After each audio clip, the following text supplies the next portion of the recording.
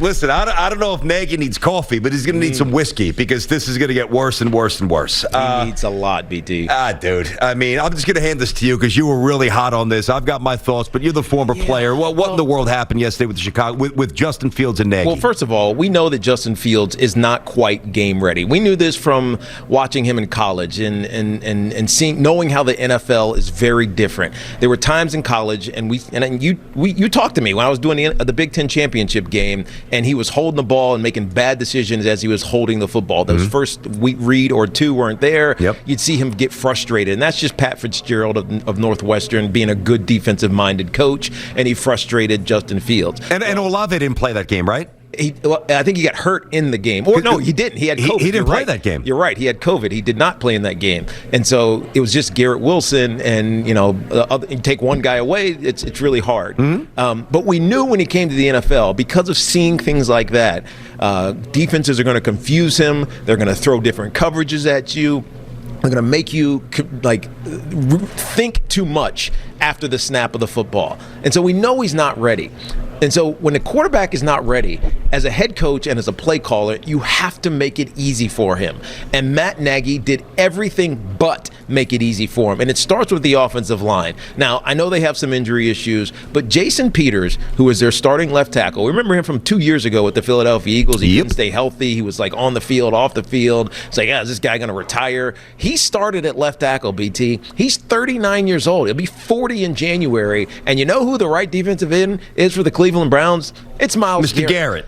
Myles Garrett had half of the Browns' sacks. The Browns had 9 sacks. So Myles Garrett had 4.5 sacks on Justin Fields. And why? Because there was no tight end there. There was no running back over there. There was no rollouts to get him confused that maybe I got to chase down Justin Fields as opposed to teeing off on him, standing back in the middle of the pocket 5 to 7 yards deep. And so to me, I was watching this and I'm like, is he intentionally trying to prove to us that Justin Fields is not ready to play because he kept getting asked about Andy Dalton? Is Andy Dalton your starter when he comes back, when he's healthy? Yes, Andy Dalton's my starter because Justin Fields isn't ready. I think Matt Nagy deserves the heat here because he's not ready to develop and protect, most importantly, your young first-round starting quarterback from this year, right? It happens. You didn't replace Andy Dalton with Justin Fields. Andy Dalton got hurt. Justin Fields had to start. You have to put in a game plan that protects him, and he didn't do it. 47 total yards, BT. If you count the sacks, they had 1 yard passing. I know. It's unfathomable. It really is. It doesn't make sense in the modern NFL that a head coach, play caller, can't find a way to adjust just a little bit. I know they scored 6 points in this game, but it was almost token gimme points. And Tiki, by the way, a coach who's supposed to have like an innovation in his offensive repertoire. I mean, right. I think Andy Dalton. I mean, the Andy Reid disciple, right? Yeah, right. I mean, that was like a 1950s playbook. I mean, how do you not? Whether or not you wanted Justin Fields, whether or not you want Andy Dalton, whether or not you're there next year, which you won't be if this keeps up. No. How in the world? It's not like you just traded for Cam Newton, right? And like, okay, wow, we just got Cam 3 days ago. Now we've got to kind of revise the playbook. This young man, what was the draft? Late April, early May? I forget. Whatever it was. Late April. He's been getting checks from the Bears for half a year. You know what his skill set is. Yes. How in the world do you enter a game without a couple of designed rollouts to keep the kids' confidence up? Now, I want to go back to something you just said. And this to me, and you don't go into this part of the pool. I've worked with you a long time. And I know how you work and how your brain works and what makes you tick. So for you to say something, and I paraphrase, but just check me where you need to. I don't want to misrepresent. But when you... Oh, we talked about this pre-show. Yeah, we did. Exactly absolutely. When you said that you actually think that there may have been some self-sabotage on the part of the head coach to make his rookie quarterback look bad, are you really saying that? Here's what I'm saying, BT.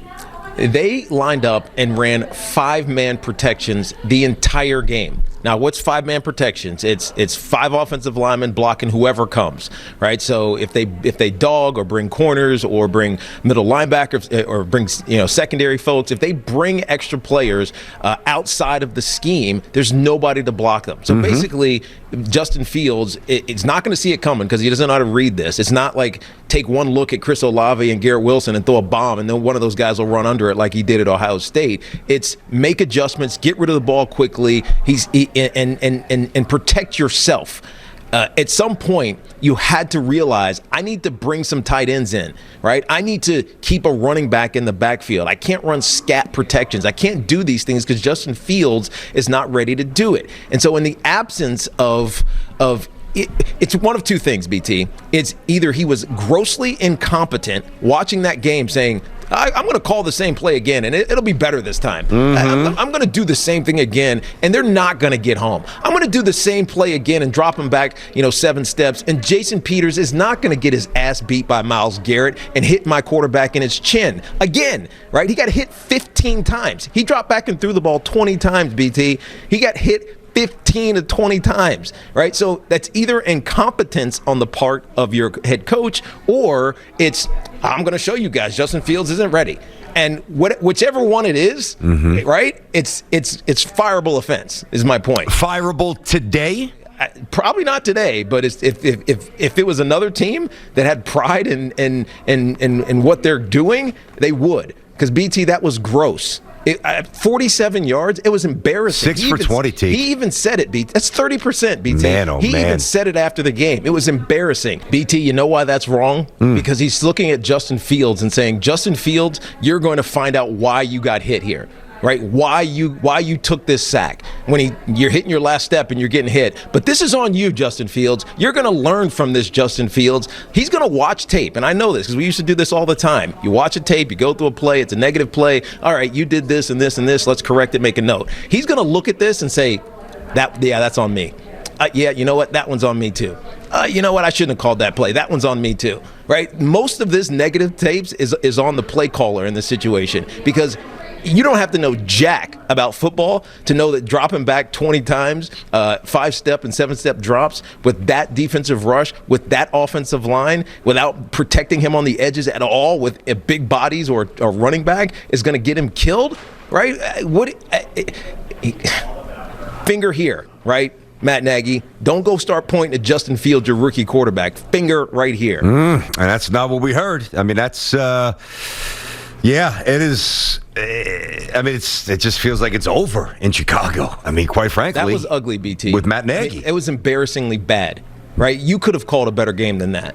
And I'm not even joking, right? Turn around and hand it off 45 times. Yeah. Right? Don't get your quarterback, who you just drafted in the first round, obliterated. You knew he was getting hit every single time, and you kept calling the same stuff.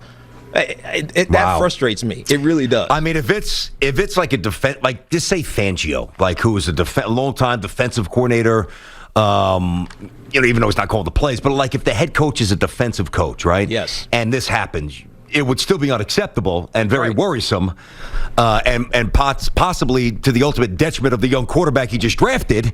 But at least you could say, on some level, reconcile. Well, the head coach is a defensive guy. That's right. Matt Nagy's an offensive guy. I know. It is amazing how lazy we are and how we label these guys offensive geniuses. Adam Gase, stiff.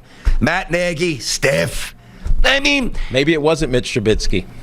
Well, I defended Trubisky a little bit here. I liked him a little more than you. That's an interesting way to end the conversation. Maybe it wasn't old Mitch Trubisky. I hear you. Thanks for watching. Make sure you like and subscribe, and don't forget to hit that bell to be notified when we drop fresh content.